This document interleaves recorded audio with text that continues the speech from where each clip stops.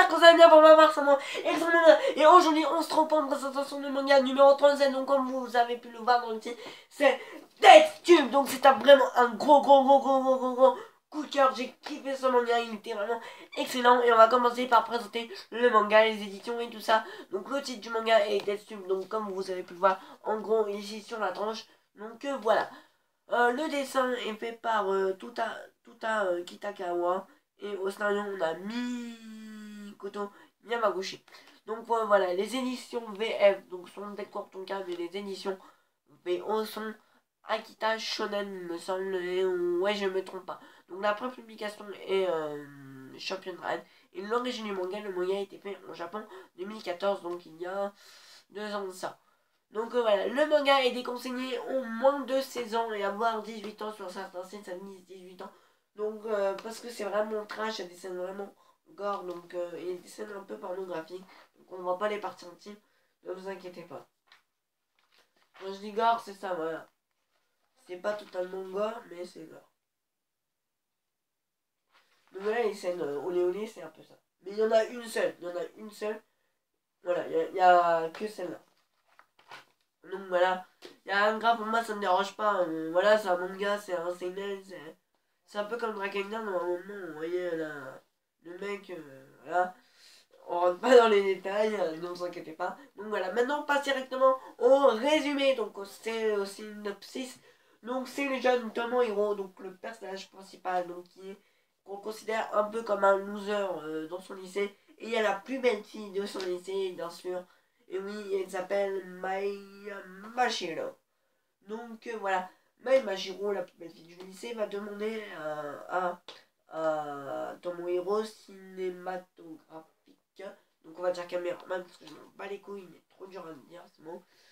Donc voilà, à Tomohiro, comme c'est un bon caméraman, elle va lui demander est-ce que tu peux me filmer pendant 2 jours. Et lui, il est trop content parce que c'est une belle fille et tout. Il va faire ouais, yes et tout. Il va accepter la proposition.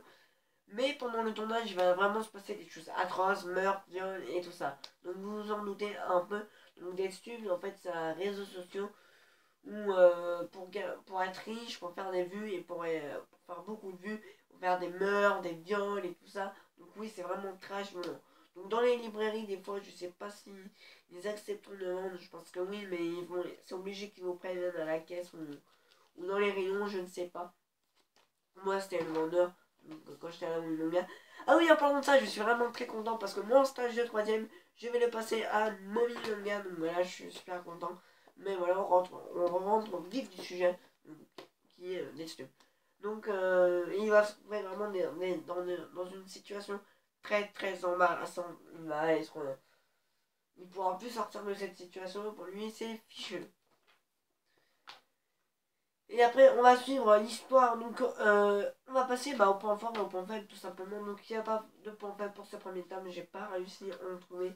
Ça a été compliqué. Donc, j'ai essayé de chercher, mais j'en ai vraiment pas trouvé. Donc, la couverture, vraiment magnifique. Donc, c'est le premier point positif. La couverture. Donc, parce qu'il y a des effets reliefs. Je sais pas si vous voyez. Voilà.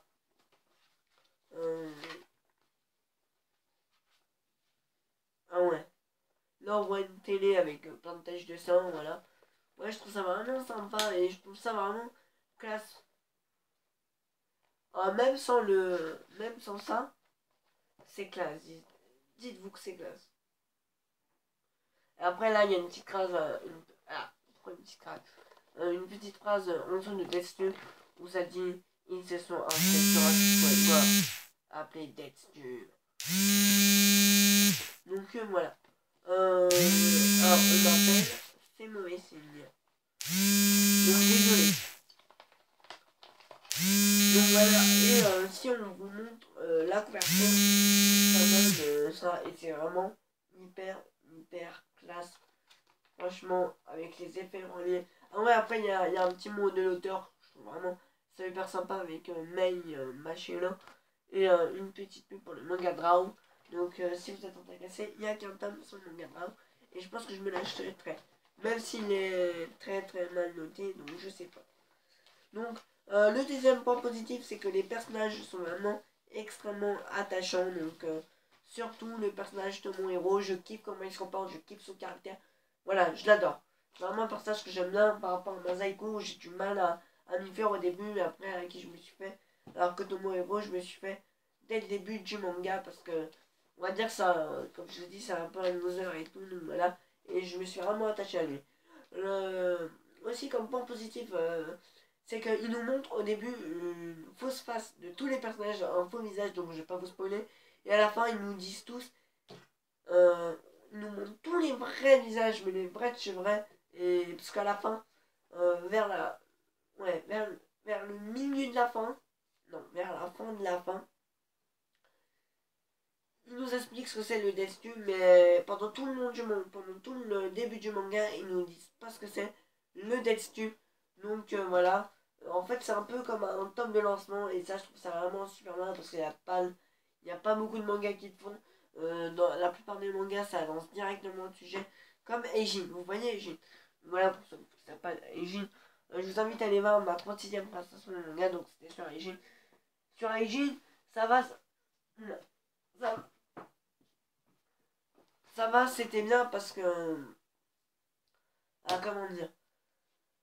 Parce ils expliquaient tout dès le début, alors que Deathstone, c'est un peu l'inverse, ils expliquaient tout à la fin.